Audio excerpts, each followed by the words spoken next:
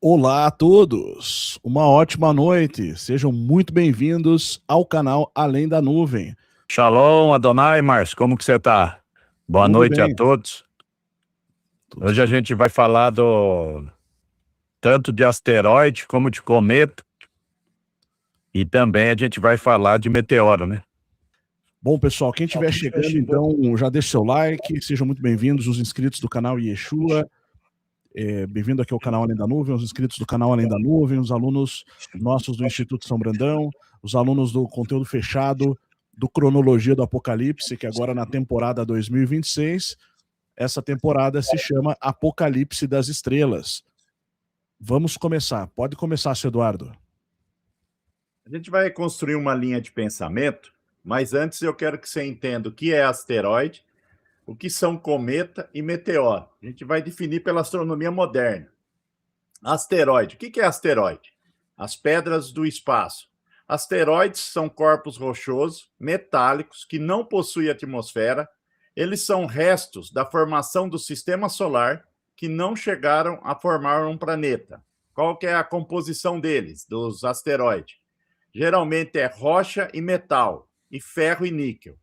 Onde que eles ficam? A localização deles. A maioria está no cinturão de asteroide entre Marte e Júpiter. Quais são o tamanho dos asteroides? Podem variar de poucos metros a centenas de quilômetros, como Ceres, que é considerado o maior asteroide. Pode passar a imagem, Márcio. Então, asteroide, você entendeu o que é um asteroide. O que é um cometa? Que é as bolas de neve suja, vamos falar assim. Elas são diferentes, os cometas são diferentes dos asteroides. Os cometas, eles são feitos de materiais congelados, eles são famosos por suas caudas brilhantes, mas elas só aparecem quando elas chegam perto do Sol. Sua composição, gelo, né? Água e gases congelados, poeira e pequenos fragmentos rochosos. A sua cauda. Quando o cometa se aproxima do Sol, o calor faz o gelo evaporar, sublimação, criando uma nuvem de gás, né? E a famosa cauda, que sempre aponta para longe do Sol devido aos ventos solares. A origem, geralmente eles vêm de regiões muito distantes e frias, como o cinturão de Kepler ou a nuvem de Oort. Pode passar. Então, a gente definiu o que é cometa. Eu estou definindo para, ao longo da live, você compreender a linha de pensamento. O que são meteoros? Vamos definir como um show de luzes. O meteoro não é exatamente um objeto, mas é um fenômeno luminoso. Ele acontece quando um pequeno pedaço de rocha, chamado meteorito, entra na atmosfera da Terra.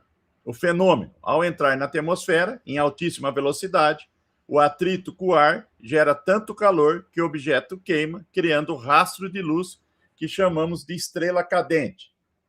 Então, meteorito se esse fragmento for grande o suficiente para não queimar completamente e conseguir atingir o chão, ele passa a ser chamado de meteorito. Então, você tem aqui, ó, vamos fazer um resumo básico. Você tem asteroide, formação de rocha e metal, você tem cometa, gelo e poeira, e você tem meteoro, fragmentos de rocha e gelo. Na astronomia moderna bíblica, o que acontece? O único que são anjos mensageiros é os cometas. Então, na astronomia bíblica, cometa é anjo mensageiro. Meteoro é fragmento de rocha, gelo, e asteroide é rocha e metal. Então, eu quis definir, você tem a definição de asteroide, cometa e meteoro. Pode passar, Márcio. Aqui você tem o 3 Iatras, né, que a gente falou na primeira live que a gente fez com o Márcio. Ele é um anjo mensageiro, segundo o estudo de astronomia bíblica. Tanto é que a gente falou que ele ia passar e ele não ia acontecer nada. Ele não é uma nave alien, ele não vai se chocar com a Terra, não vai acontecer nada, filho. Ele é um anjo mensageiro, trazendo uma mensagem, que a gente trouxe a mensagem aqui na live com o Márcio, que ele está dizendo que a consumação de era. O que acontece hoje, com a geração de hoje, essa geração nova, mesmo uma geração anterior, é que nós não temos mais o contato com o firmamento. A gente nem olha para o céu, a gente não tem mais o conhecimento da linguagem antiga, né? Porque o Criador, ele criou sol, ele criou lua, ele criou estrela para servirem de sinais. Elas servem de sinais, é a linguagem dele. Se você não conseguir enxergar e entender a linguagem dele, você não sabe qual é a mensagem que o céu está trazendo para você. Claro que você tem as escrituras, mas ele vai sempre te dar sinais, ele quer mostrar para você essa consumação de era que vem se aproximando. Não tem dia, não tem hora, somente o Criador sabe. Não, homem algum, ninguém, nem o Filho, né, que é Yahshua, Jesus Cristo, sabe o dia da consumação da era, né? E não se pode ansiar pelo dia do Senhor. Por que não pode se ansiar pelo dia do Senhor? Porque é um dia de trevas e não é um dia de luz. Então, você não deve ficar ansioso pelo fim do mundo, né? O fim do mundo, quando chegar, ele vai vir para todo mundo, filho. Ele não vai vir só para mim ou só para você. Ele vai vir para todo habitante da Terra. Então, não tem o que ficar temendo. Você não pode parar o seu viver, deixar de ter sonho por causa de fim de mundo, né? Você seria, em outras palavras, até mesmo um tolo, né? Criar ansiedade por fim de mundo. Você tem que entender para você buscar conserto, né? E assumir uma personalidade de Jesus Cristo e Yahshua. Então, o 3 Iatras está passando. Você viu que houve uma narrativa que era nave, que era nave alien, era um monte de narrativa sendo criada pelo sistema, mas para você nunca ter a informação da mensagem que ele vem trazendo pela astronomia bíblica. Pode passar a imagem? Teve uma live que eu não pude fazer, que é do Apophis, né? O Apophis, ele é um asteroide que ele é considerado o deus do caos, né? Devido ao alarme que ele causou logo após sua descoberta, em 2004, quando os cálculos iniciais surgiram uma chance real de colisão com a Terra. Oficialmente, ele é cadastrado como 99942 Apophis, né? Ele é um asteroide muito famoso. Qual é o tamanho e o poder da destruição do Apophis? A dimensão dele, ele chega de 340 metros a 375 metros de diâmetro. Para comparar, é quase o tamanho do Empire State Building, ou da Torre Eiffel. O impacto, se atingisse a Terra, não causaria uma extinção em massa, como aconteceu com os dinossauros. Isso é narrativa do sistema, né, filho? Mas seria devastador em nível regional. A energia liberada seria equivalente a centenas de bombas nucleares capazes de destruir uma grande metrópole ou causar tsunamis gigantescos se caísse no oceano e perto da costa terrestre. Então, quando você ouvir falar na mídia, e quando chegar isso, a data crucial dele é 13 de abril de 2029. Então, você sabe que ele não tem o poder de destruição de destruir a Terra, né? Ele só tem poder para destruir uma capital. Vamos supor, uma cidade do tamanho de São Paulo, uma cidade do tamanho do Rio de Janeiro. Só um minuto. Pronto. Então, ele não tem esse poder de destruir, porque logo que começa a surgir, vai ter umas narrativas, né? Porque ele vai passar muito próximo, né? A distância dele em relação à Terra será apenas de 32 mil quilômetros da superfície. Isso é mais perto do que a órbita de muitos dos nossos satélites de comunicação e TV. Visibilidade. Será um evento raro. Pela primeira vez na história moderna, um asteroide desse tamanho poderá ser visto a olho nu, cruzando o céu noturno em partes da Europa, África e Ásia. Ele parecerá uma estrela movendo-se rapidamente. O Brasil vai poder ver ele sim, mas bem quando ele estiver no final. Então, ele vai também passar, como ele como que eu falo, um asteroide, né? Apophis é um asteroide, ele não é, na astronomia bíblica, ele não é um anjo, porque as escrituras falam que estrelas são anjos e cometa, eles são anjo mensageiro. Então, ele não traz mensagem nenhuma e você tem que ter a informação do que é isso. O risco de colisão, podemos ficar tranquilos?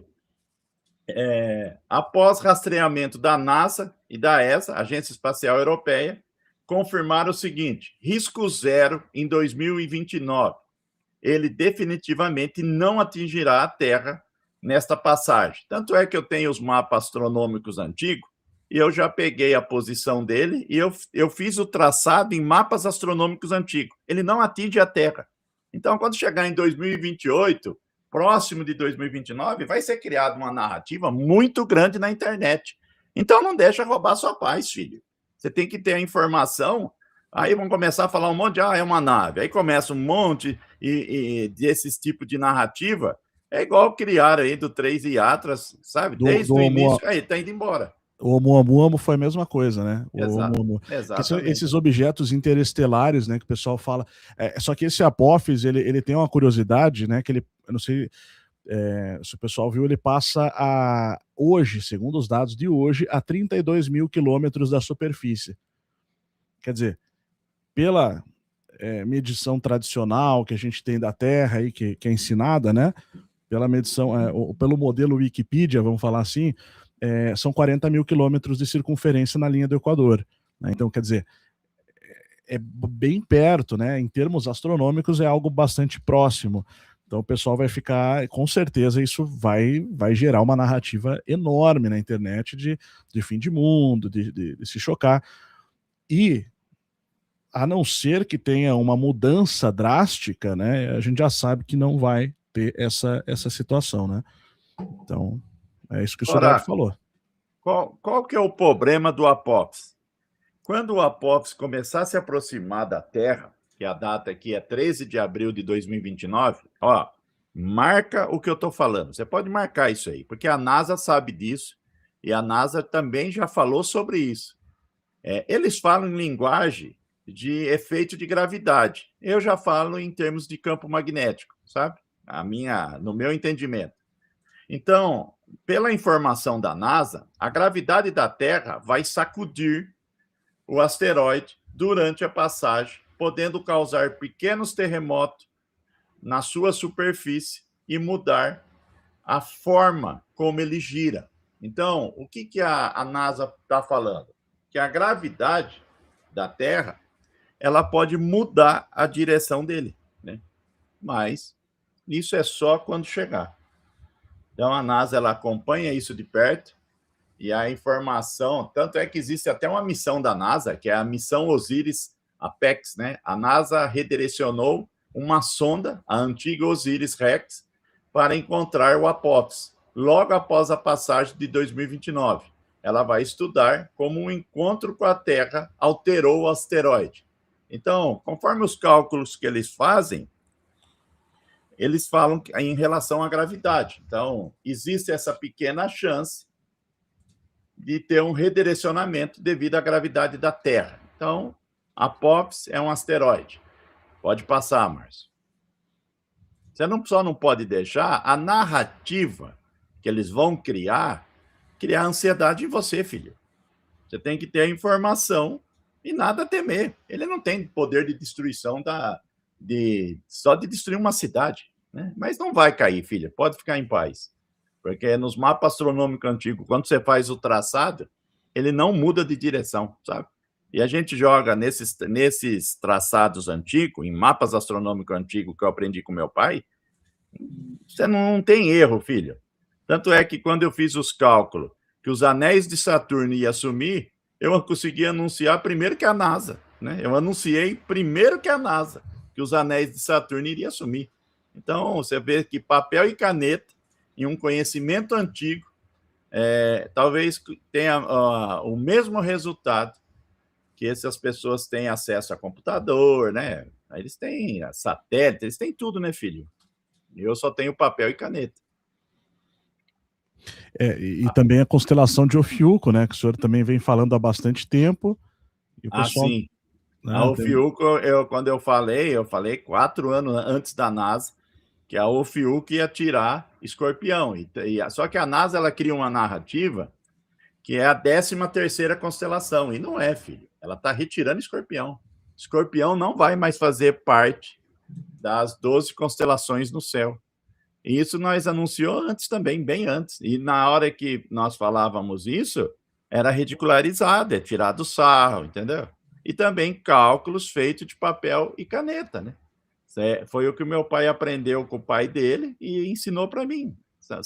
É o que eu falo, são conhecimentos antigos que foi deixado para trás.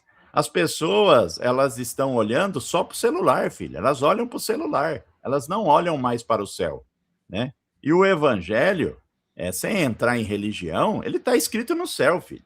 Tanto é que eu vou te mostrar algo nessa live, você vai entender o que é escondido na terra, que hoje a gente vai mostrar. Por isso que eu falo que o firmamento, ele mostra tudo, né? Agora você tem um outro asteroide. Esse asteroide é o 2024 YR4. Esse é o que tem chance de se chocar com a Lua. E quando eu fiz os traçados, né? Os traçados da onde ele se choca na Lua, ao longo da live, aí que vai começar a linha de pensamento. Ele vai se chocar, se ele se chocar com a Lua, com a Terra eles acreditavam que ia se chocar com a Terra. Mas com a Lua, ele tem uma chance grande de se chocar com a Lua. E o interessante que ele se choca, quando você faz os traçados, olha para você ver, hein? A NASA ainda não falou ainda onde ele vai se chocar na Lua, aonde que ele bate, em qual lugar da Lua ele bate. Eu vou falar para você antes, filho, se houver esse choque, vai ser na Sinus Med. Sinus Med é considerado o centro da Lua, né?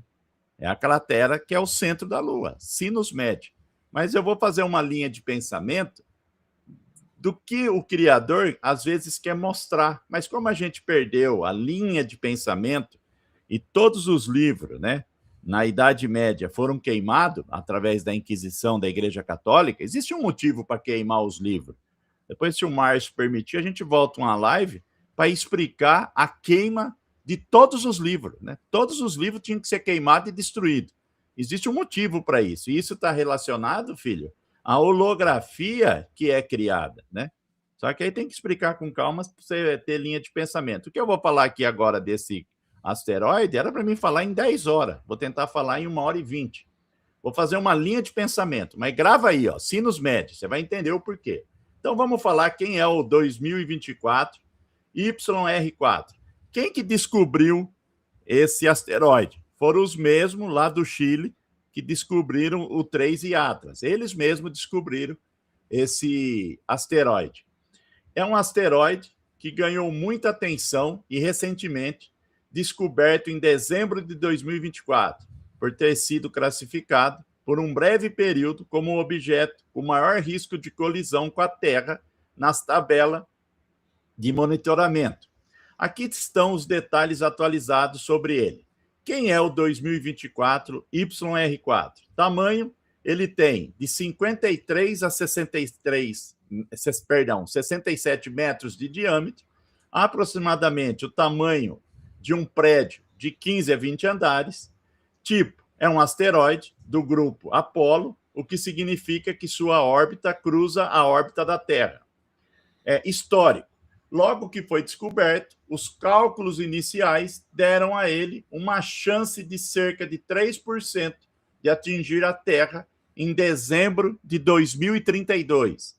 No entanto, observações mais precisas, incluindo dados do telescópio James Webb, descartaram o risco de colisão com o nosso planeta. Ele pode se chocar com a Lua? Sim, existe uma possibilidade. Mas como eu acredito nas escrituras, você vê que Sol e Lua, eles estão em Apocalipse e eles vão com nós até o fim, né? Porque a Lua é a fiel testemunha do Criador. Então, a Lua vai ser destruída? Não, ele não tem capacidade de destruir a Lua. Então, o risco de se chocar com a Terra foi zerado e descartado. Os astrônomos notaram que a Lua entrou na mira da trajetória de incerteza do asteroide. Então, eles começaram a ver que a Lua tem muito mais chance desse asteroide se chocar em 2032. Quando eu fiz o cálculo, filho, o cálculo chega mais ou menos, olha para você ver, a 88% de chance dele atingir a sinus média. Esse cálculo foi feito a papel e caneta, igual eu estou te falando. Só que eles falam em uma probabilidade de 4%. No meu cálculo, deu 88% dele atingir a sinus média.